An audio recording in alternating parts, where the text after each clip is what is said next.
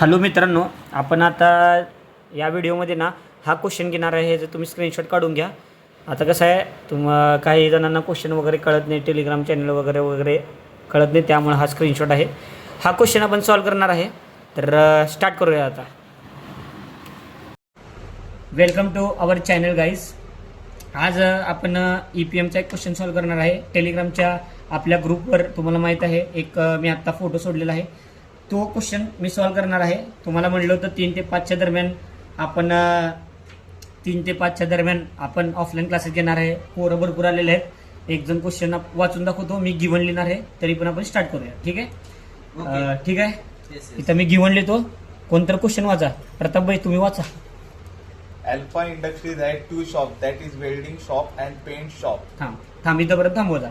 आता काय म्हटलं की अल्फा इंडस्ट्रीचं जे पण आहे 2 शॉप आहेत, एक वेल्डिंग शॉप आहे, पेंट शॉप आहे. मी काय करतो, इथं वेल्डिंग शॉप लिहितो,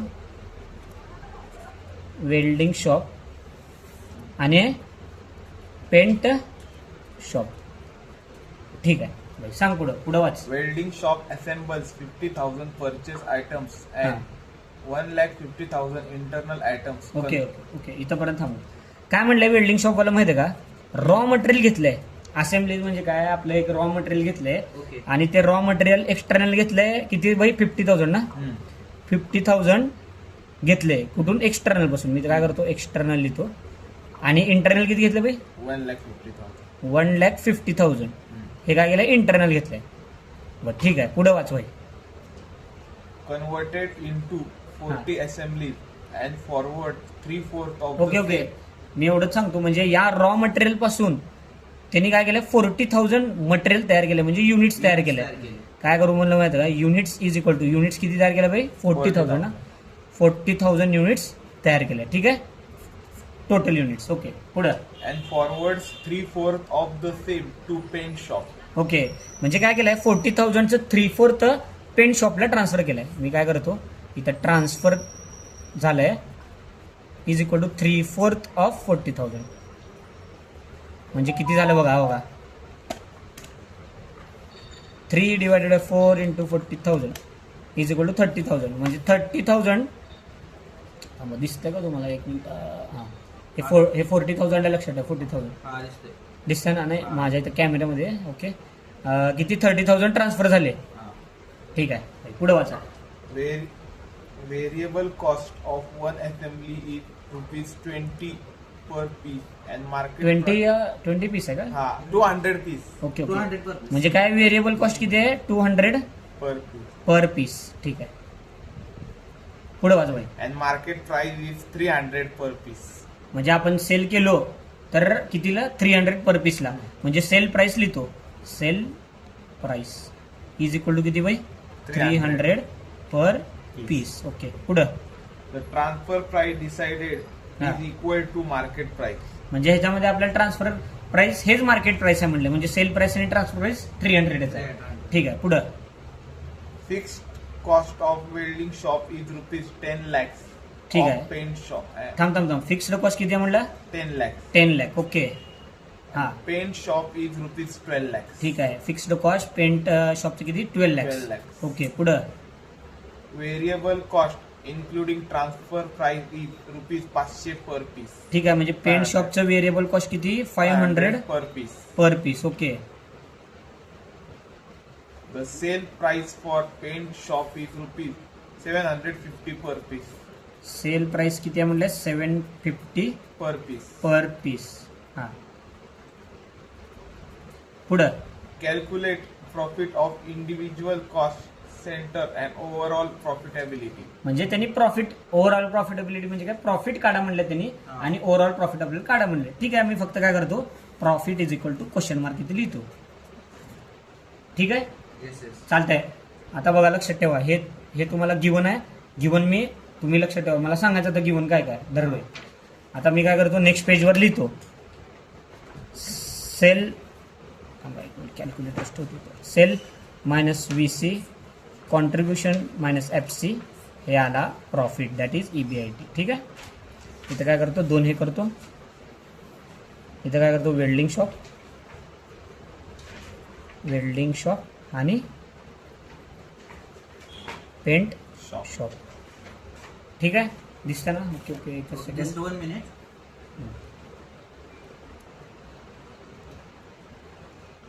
ठीक आहे, हा yes.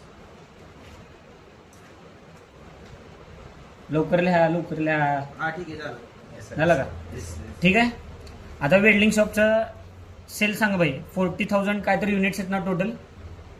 Welding shop 300 per piece. 40,000 unit. 40,000 units आहे. कितीला आहे एक piece? 200 per piece. Sales price त्याची 300 रुपये पर पीस. सेल प्राइस सांगा. सेल प्राइस 300 रुपये. 300 per piece. 300 per piece. 40,000 into 300. 300. 40,000 into 300 that is 1 crore 20 lakhs. 1 crore 20 lakhs. Okay, ठीक आहे. मी काय करतो 120 lakh लिहितो, तुम्हाला कळून जाईल. 120 lakh. ठीक आहे. Okay. आता 40,000 तुम्ही युनिट विकले, तुमचं कॉस्ट व्हेरिएबल कॉस्ट किती आहे? Variable cost 200 per piece. 200 per piece आहे. ओके, म्हणजे 40,000 इंटू 200. 200 80 lakhs. ठीक आहे, मी 80 lakhs लिहू का इथं? येस. मायनस करू का? येस. 120 मधून 80 गेले किती उरले? म्हणा की 40 40 lakhs. 40 lakhs. Okay, fix cost किती दिली बाई? Fix cost 10 lakhs. Okay, 10 lakh minus करू का? येस. Okay, 30 lakhs. 30 lakh आलं का आपलं प्रॉफिट? येस. ठीक आहे. Individual सेम टू सेम आपलं पेंट शॉपचं करू आपण. ठीक आहे. Okay boss. सेलचं सांग किती आहे? पेंट शॉपचं सांग मला किती आहे युनिट्स? 30,000. ओके, 30,000 युनिट्स आहेत त्याच्याकडं. पर पीस किती आहे? Sale price 750. 750. 750. तर काय करतो 30,000 इंटू 750 2 crore 25 lakh म्हणजे 225 lakh आहे. ठीक आहे, तुम्हाला दिसतंय का इथं बघा 225 lakhs. ठीक आहे, दिसतंय ना? ओके ओके, ठीक आहे. आणि हेच 30,000 इंटू व्हेरिएबल कॉस्ट किती आहे? 500 per piece. 500. Yes. ओके, बघा 30,000 इंटू 500 म्हणजे 1 crore 50 lakh. Yes. 1 crore 50 lakh म्हणजे 150 lakh का? Yes. मायनस करू का? Yes. 225 मधनं 75 175. Okay, very good. Very good. 75 lakh. आणि फिक्स्ड कॉस्ट किती आहे? Fixed cost cost. आहे आपली 12 lakhs. 12 lakh. 12 lakhs. Okay, minus करू का? Yes. 75 मायनस 12 lakh किती आलं? 63 lakhs. 63 lakhs. Okay, yes. हे आलं त्याचं प्रॉफिटेबिलिटी. म्हणजे दोघांचं प्रॉफिट हे ह्याचं 30 lakh आलं, ह्याचं 63 lakhs आलं. ओके, ठीक आहे. Yes yes. काय झालं का? हां, ठीक आहे. 63 lakh आला. मग त्यांनी काय विचारलंय? Overall profitability. This is overall profitability. Overall profitability म्हणजे काय? हे दोन्ही शॉप आपलेच आहेत. मग दोघांचं मिळून प्रॉफिट किती झालं? या दोघांचं मिळून प्रॉफिट 30 lakhs प्लस 63 lakh किती आलं? 93 lakhs. 93 lakh. हे झालं त्याचा आन्सर. सिम्पल आहे. येस. काय आलं 100%?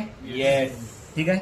बरं, अजून सेम नेक्स्ट क्वेश्चन माझा दवा भाई पहिलं काढला आता. What Second question. should be done if paint shop which wishes to purchase assemblies okay, at rupees 200 from outside due to reduced market price? ठीक आहे. आता पेंट शॉप, आता माझं गिवन दे इकडे भाई. हां, ठीक आहे, माझं गिवन. आता त्यांनी काय म्हणलं सेकंडमध्ये नीट बघा. दिसतंय का तुम्हाला? ओके ओके, हां. आता त्यांनी काय म्हणलंय? हे 30,000 वेल्डिंग शॉप पासून घेत होता त्यांनी, बरोबर का? हां. 30,000 वेल्डिंग शॉप पासून घेत होता. हां. मग पेंट शॉप काय म्हणताय? मार्केट प्राइस ना, मार्केटमध्ये त्याची जी हे युनिट्स कमी झाले. किती रुपये दिले तिथं? 200 रुपये. 200 रुपये दिले. हां. मी तिथनं बाय केलं तर किती मला ऍडव्हान्टेज होईल किंवा किती लॉस फायदा होईल? होईल. फायदा होईल. किती प्रॉफिट होईल किंवा किती लॉस Loss होईल? होईल. बरोबर. पण तिथं 200 आहे, इथून किती रुपये घेतात त्यांनी? 200 आहे. 200. हां. कारण 200नेच देणार ना ह्याला आपण, बरोबर आहे. म्हणून आपण 200ने ह्याला दिलं. Yes yes. बरोबर. येस. मग आता काय फरक पडू लागलाय का? मार्केटमध्ये पण 200 आहे आणि इथं पण 200 आहे. काय फरक पडायला का? No. There is no profit and no No loss. loss. Therefore there is no financial advantage gain. Okay. एवढं तुम्ही लिहू शकता. म्हणजे ते ह्याच्यामध्ये काय लिहिणार? सेकंडमध्ये there is no financial advantage gain. सेकंडमध्ये लिहू शकता there is a variable cost 200 and market price is 200. There is no, तुमच्या भाषेतल्या आता, there is no financial advantage. Gain. म्हणजे तुमच्या भाषेतल्या काय financial no profit no loss होणार.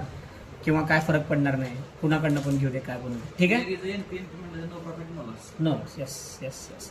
चला bye bye, tata, see you. Next आपण व्हिडिओमध्ये भेटूया. काही क्वेश्चन अडल्यास टेलिग्राम ग्रुपवर जॉईन करा आणि मस्तपैकी क्वेश्चन पाठवा, आपण सॉल्व्ह करून देऊया. ठीक आहे, बाय बाय.